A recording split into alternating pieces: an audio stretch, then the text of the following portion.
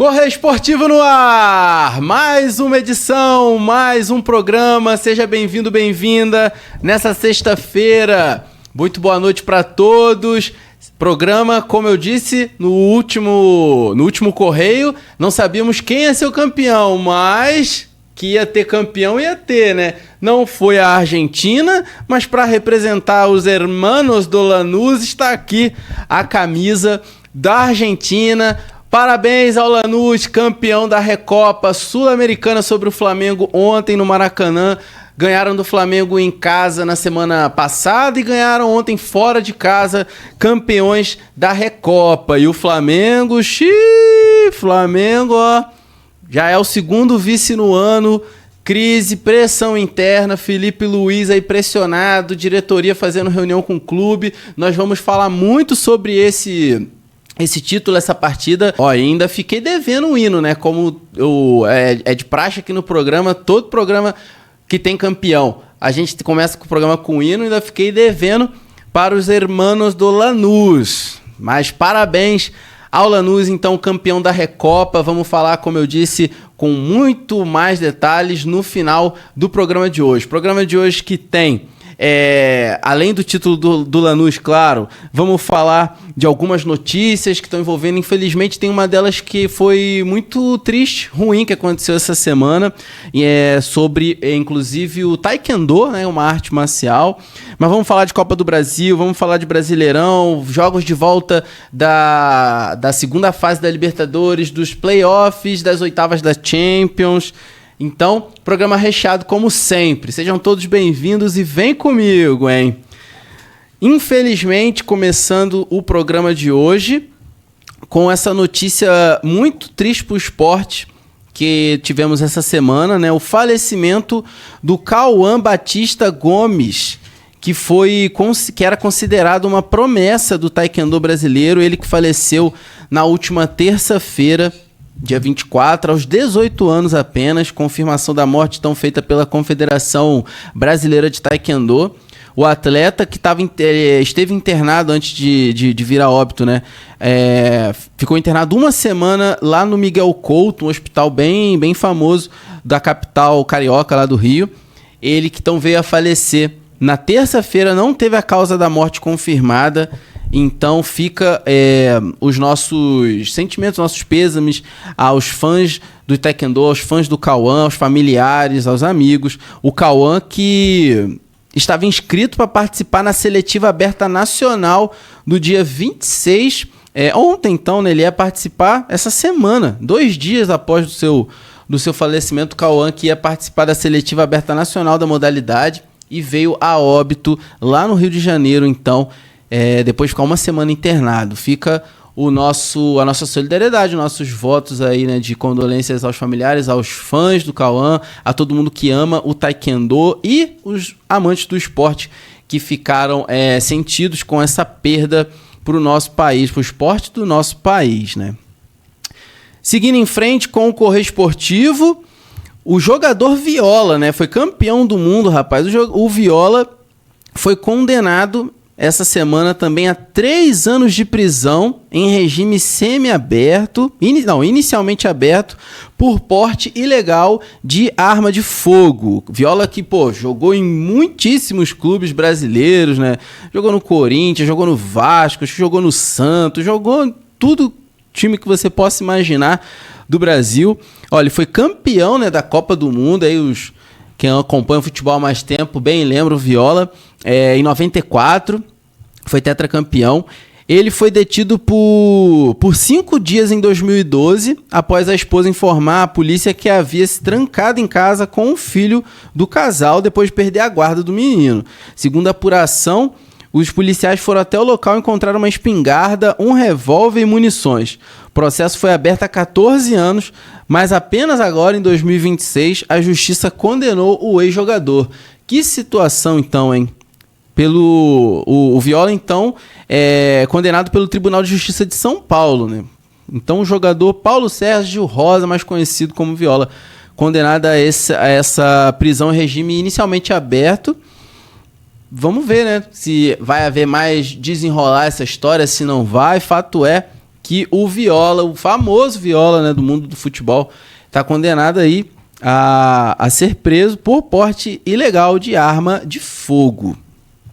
Seguindo em frente com o programa, agora vamos dar aí vamos melhorar o astral, melhorar o clima, falar agora aqui de um esporte diferente e de perto da gente. Vai acontecer, na verdade, o evento muito perto aqui, cidade vizinha, em Vermont. Eu tô falando do 5º torneio de pesca esportiva lá em Vermont, em comemoração aos 36 anos do município. Tá aí se aproximando, né? Vai ser no final de março, dia 21 de março, lá na rampa municipal, represa de Salto Santiago, a partir das 6 da manhã, hein? Vão acordar bem cedo os amantes aí da pesca esportiva para estar prestigiando, participando, competindo. Se a gente tivesse aqui com um molinete, uma isco anzol, uma vara, a gente já ia decorar o Correio Esportivo hoje aqui, em homenagem a esse evento, ó. Inscrições gratuitas abertas desde o dia 24 até dia 19 de março, lá na Prefeitura de Vermont. Não vão ser realizadas inscrições no dia, então você que quer participar, gosta de pescar, né, é um adepto à prática, um adepto da pesca esportiva, fica atento que é só até dia 19 de março a inscrição. Ó. Não, vão ser aceitos somente eleitores de Vermont, não serão aceitos transferências aí com menos de 6 meses e permitido o título de 2025 para quem completou 16 anos entre 2024 e 2025. Então, menores de 16 anos não podem participar. A programação, a premiação completa você pode estar conferindo nas redes sociais da Prefeitura de Vermont. Muito legal, né? Diferente para quem gosta de pescar, para quem mais do que gostar de pescar, né? Já tem um pezinho ali, inclusive na pesca esportiva. Vale a pena estar aí prestigiando, né? E quem sabe competindo no 5º torneio de pesca esportiva lá em Vermont, dia 21 de março. Agora sim, vamos falar aqui dos esportes, do futebol, das competições, de tudo que rolou essa semana. Antes de começarmos a falar aqui, o primeiro assunto que vai ser da segunda fase da Copa do Brasil, lembrando que final de semana agora nós temos aí jogos de volta de semifinal de estadual, tem jogo, acho que tem primeiro jogo de final de estadual, acho que aqui do Paraná vai ser também, então só reforçando, né, porque hoje dentro do conteúdo de hoje eu vou acabar não trazendo com detalhes essas informações dos campeonatos estaduais, mas a gente tem, ó, Flamengo e Madureira lá no Rio, tem o jogo de volta do Vasco e Fluminense também pela semi do Carioca, eu acho que tem então o primeiro jogo da ida da final do Paranaense entre Operário e Londrina, e por aí vai, né? Inter e Grêmio, acho que também tem esse final de semana, primeiro jogo da final, e por aí vamos então. Estaduais pegando fogo na reta final aí, definindo finalistas, alguns finalistas já começando a disputarem a taça dos estaduais. Vamos ver o que vai acontecer e segunda-feira, é claro, vamos trazer aqui no programa. Agora falando da segunda fase da Copa do Brasil, também uma menção rápida e que já estão aconteceram essa semana. Os jogos, vários jogos, né, envolvendo times aí Brasil afora da segunda fase da Copa do Brasil. Então já tiveram várias partidas. Semana que vem vai ter mais jogos. Vamos estar comentando aqui com mais detalhes na segunda-feira também sobre essa segunda fase da Copa do Brasil. O Azures aqui do nosso Paraná, lá de Pato Branco, vai estar jogando semana que vem. Nós vamos comentar aqui com bastante atenção para essa partida, então, essa competição que certamente, obviamente, vale muito para diversos times de menor investimento, não só o Azures, mas times porque vão encontrar pelo caminho times de muito investimento, times de camisas pesadas, então são competições aí muito valorizadas por times aí que vão disputar também a Série C, a Série D, a própria Série B, a Série A também, por que não, né? Mas então vamos estar comentando esses demais jogos aí da segunda fase da Copa do Brasil na segunda-feira. Agora vamos falar dos jogos de volta da segunda fase da Libertadores agora. Essa segunda fase que não estava tendo jogos apenas do Bahia e do Botafogo. Tem outros times aí na América do Sul que disputaram essa fase.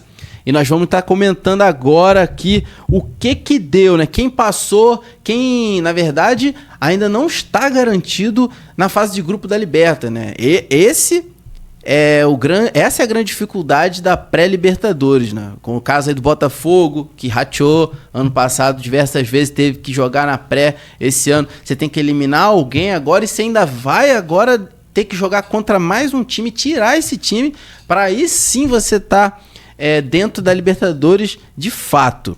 Mas então, nós tivemos, o jogo de volta aí entre o Guarani do Paraguai e o Juventude, 2-1 Juventude.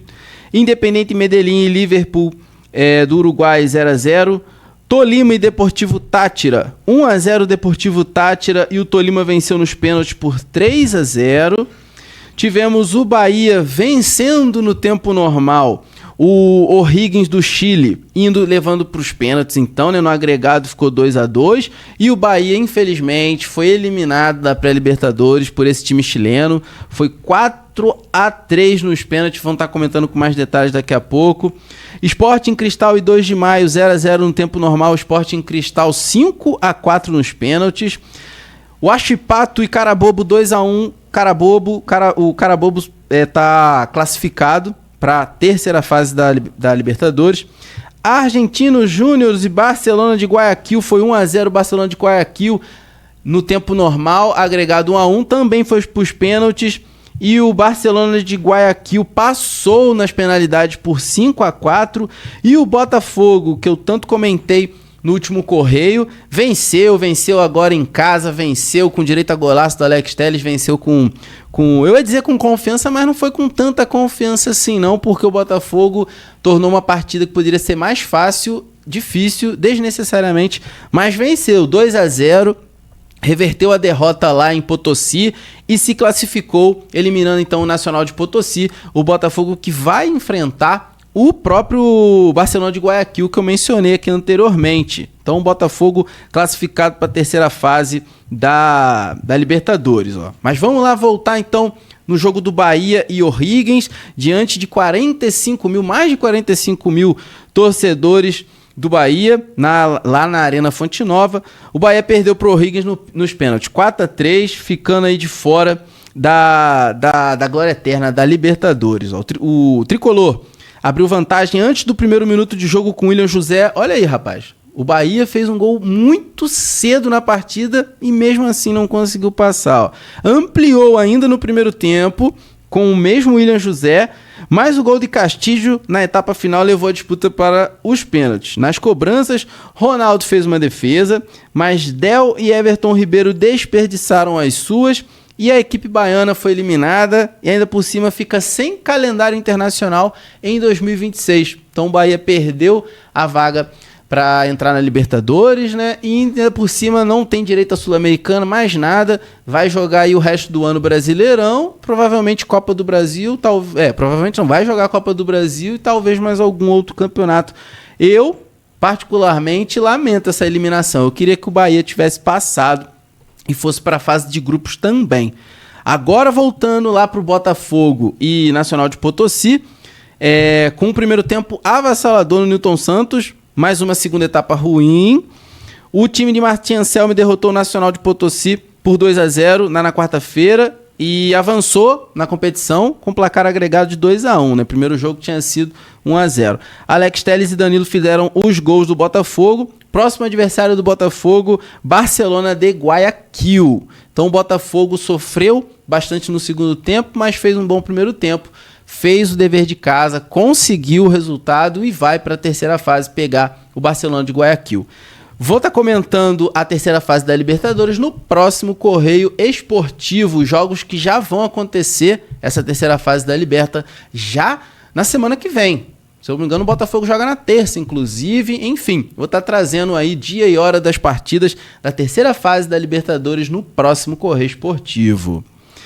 Agora vamos falar... Deixa eu ver aqui. Vamos falar do Brasileirão. Porque enquanto Bahia e Botafogo estavam lá jogando, defendendo o seu pagode, defendendo a sua camisa, a classificação, os seus cofres, né? Porque vale dinheiro pra caramba essas classificações nas competições aí. O Brasileirão estava acontecendo. A gente teve jogo do Brasileirão no meio de semana. E tivemos algumas partidas adiadas, como eu disse. O próprio Botafogo, Bahia, por causa desses jogos. O Flamengo, porque estava na final da Recopa. e teve mais um jogo que foi adiado, não me lembro agora qual. Mas vamos comentar então agora os jogos da quarta rodada do Brasileirão que aconteceram no meio de semana, né? Anteontem e ontem. O Bragantino ficou em 1-1 com o Furacão. Gols marcados aí, ó, por Juninho Capixaba pro Bragantino e Julimar pro Furacão. Remo e Internacional ficaram no 1-1 também. O jogo foi aberto, com bastante volume ofensivo nas duas partes. Mas as equipes continuam sem vencer depois de 4 rodadas. Então a coisa tá feia para Remo e para Inter no Brasileiro. Já foram 4 partidas e nenhum dos dois venceu nenhum jogo. Alan Patrick abriu o placar do jogo logo aos 3 minutos com um bonito lance individual, mas Pico aproveitou falha de Rocher e empatou antes dos 10 minutos de jogo. Então os dois times aí fizeram seus gols antes dos 10 minutos de partida. Coritiba e São Paulo. São Paulo venceu o Coxa aqui no Paraná, quarta-feira, mantendo a sua invencibilidade no Brasileiro, como eu venho falando. São Paulo, né, tá... Se o São Paulo teve alguma crise em 2025, no início desse ano, já não se lembram mais, hein? E o São Paulo que agora tá de olho no choque rei pelo Paulistão, como eu falei agora há pouco, né? Não tô passando pelos estaduais nessa edição, mas tem jogo importante pelos estaduais Brasil afora. Então, São Paulo que venceu o Coritiba, quarta-feira no Couto Pereira. O Crespo, técnico, né, poupou alguns titulares nesse duelo, mas mesmo assim manteve a boa fase da equipe, foi suficiente para o São Paulo bater o Coxa. Ó. No início do segundo tempo, o Morisco dividiu com o Tapia na área e acertou o chileno com um soco, rapaz. O Wilton Pereira Sampaio assinalou o pênalti pro São Paulo, depois de rever a jogada no VAR. O Cauli, que foi titular na partida, converteu a penalidade e marcou o seu primeiro gol pelo tricolor paulista. Cruzeiro e Corinthians ficaram no 1-1 também, rodada inclusive de muitos empates, né? Rodada magra, os times não venceram, todo mundo empatando, tirando o São Paulo que venceu bem, mas ó, todo mundo empatando por 1-1, rodada de empates e empates de poucos gols. Cruzeiro segue sem vencer no Brasileiro também, tá na draga danada lá então em Minas, assim como o Remo e o Internacional. O jogo foi quarta-feira no Mineirão. O Cruzeiro viu o Corinthians reagir na reta final do segundo tempo e empatar por 1-1, jogo que foi observado pelo Carlo Ancelotti, técnico da seleção, estava lá em BH acompanhando ali em loco, né? Olho no olho, de olho no lance, o jogo entre Cruzeiro e Corinthians. O Cruzeiro continua na zona de rebaixamento, com 2 pontos apenas em 4 jogos, enquanto o Corinthians, que jogou com um time mesclado, né, pensando na semifinal do Paulistão, chegou aos 7 pontos e está ali figurando no G5. O Tite foi vaiado pela torcida do Cruzeiro nessa partida, no final do jogo, depois, né, de alcançar a marca de 4 jogos sem vencer na Série A. O Tite, que já vem pressionado, não é de agora, já tem um bom tempo. O torcedor cruzeirense está querendo a cabeça do Tite faz tempo lá em Minas Gerais. Hein? Os gols da partida foram marcados pelo Matheus Pereira para o Cruzeiro e João Pedro para o Timão. Palmeiras e Fluminense, 2-1, enfim, mais um jogo que teve 3 pontos para algum dos lados. Palmeiras 2-1 sobre o Fluminense, o Palmeiras que é líder do Brasileirão, já começando o Brasileirão bem, para variar, né? Palmeiras dominando o campeonato, né? As temporadas aí, ano após ano. Tá seguido ali na cola pelo São Paulo, que tá muito bem de novo, né? Estabelecido, né? Solidificando a sua boa fase. Palmeiras e Fluminense, ó. Vitor Roque e Alan fizeram os gols do Palmeiras, que abriu vantagem com menos de 15 minutos do jogo. E o Lúcio Acosta diminuiu para o Fluminense num confronto que foi movimentado entre os dois times que estão brigando pelo topo da tabela. O Fluminense também está ali pelo G4. O Fluminense entrou na rodada no bolo dos líderes, mas parou nos 7 pontos em 5º lugar. Então o Fluminense estava em 4º lugar, com essa derrota caiu uma posição.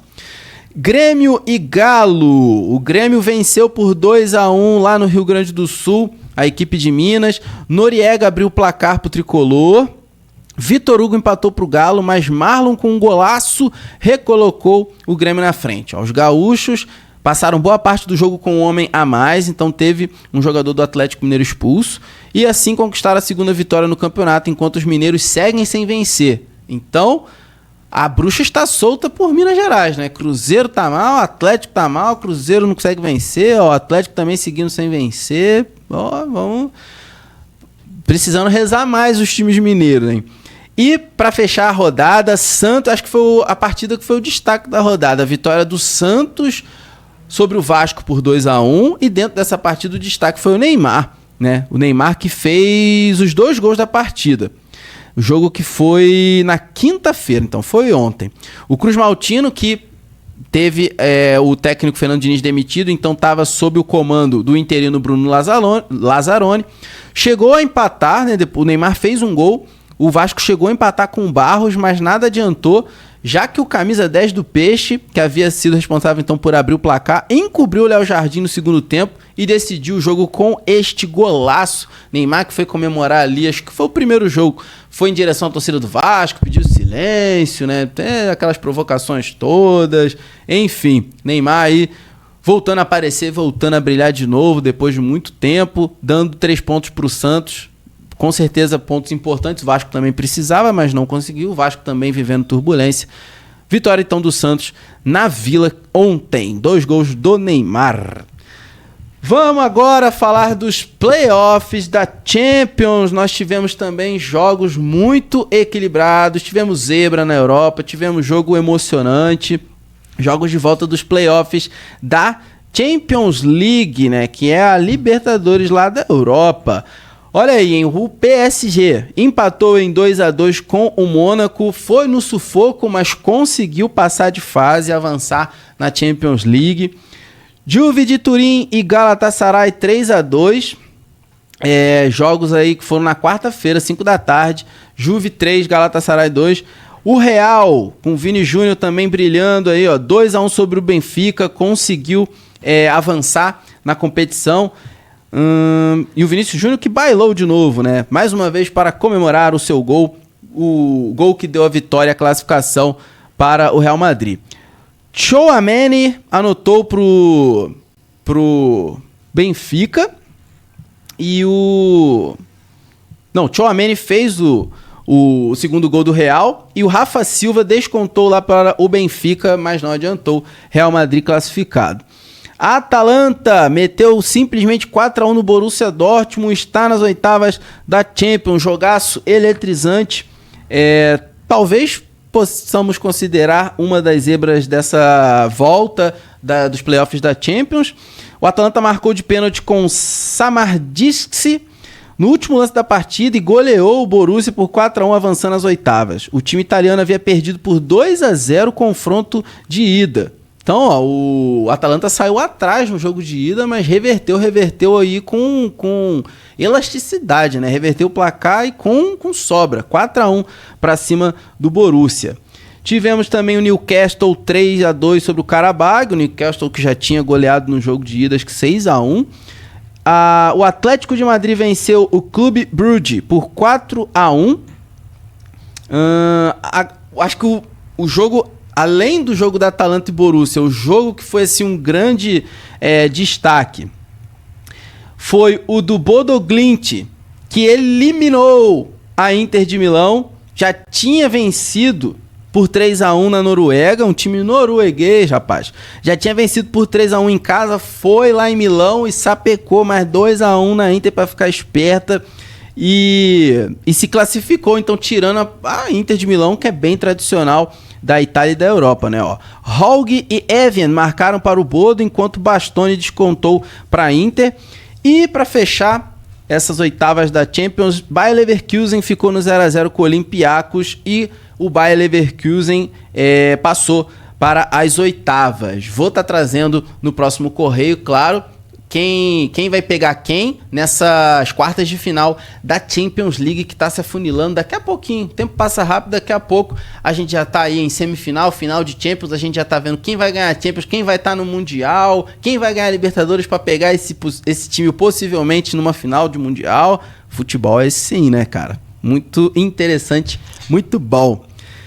E agora, para fechar esse Correio Esportivo, mais um Correio recheado, vamos falar do título do Lanús. Vamos falar desse título da Recopa Sul-Americana sobre o Flamengo. 3-2, fora de casa lá, dentro do Maracanã, calando aquele monte de flamenguista. Que mais aqui, ó? Antes da gente ir para os melhores momentos, nós vamos analisar os melhores momentos aqui. Então, pelo lado argentino, pelo lado do Lanús, é um momento histórico, um momento muito importante. Eu acho que é o primeiro título do Lanús da Recopa. Então, os argentinos em polvorosa, em festa, o Lanús ali saboreando esse título. Do lado brasileiro, do lado lá no Rio de Janeiro, pressão, reunião com diretoria. O Flamengo que estava se reabilitando, vinha bem. Tanto disse aqui no Correio Esportivo da segunda-feira que acho que era bem possível de ganhar do Lanús, né? Não seria uma zebra. O Flamengo tinha tudo para reverter, mas não conseguiu. O Flamengo tá bem no Carioca, né? Venceu aí o jogo de ida contra o Madureira 3-0, vai jogar esse final de semana, já nas semifinais do Carioca. Acredito que apesar da pressão vai passar, e tem que passar, porque senão é bem possível, é provável uma demissão aí do Felipe Luiz, que até outro dia era condecoradíssimo, era aí um fenômeno, né? O próximo Guardiola do nosso país, enfim, por conta do trabalho com mérito bem realizado. E o Flamengo agora vai com essa pressão máxima para estar, no mínimo, disputando a final do Carioca e, claro, correspondendo o brasileiro.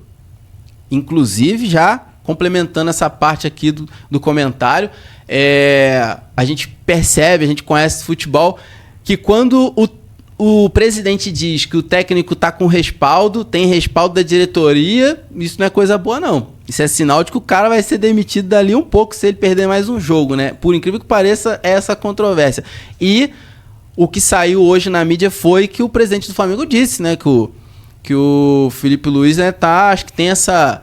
Tá com esse respaldo ainda, mas apesar de estar sob pressão. Então, Felipe Luiz abre o olho, porque perdeu, aliás, o segundo vice do Flamengo no ano, porque perdeu a Supercopa pro Corinthians. E agora, mais um vice chateando a torcida flamenguista, né, agora da Recopa para o Lanús dentro de casa, no Maracanã, certamente lotado. Parabéns ao Lanús, então, parabéns aí a todo o time argentino, sobretudo, né? Então, Castilho, José Canali e Walter Bocco fizeram os gols do título do Lanús.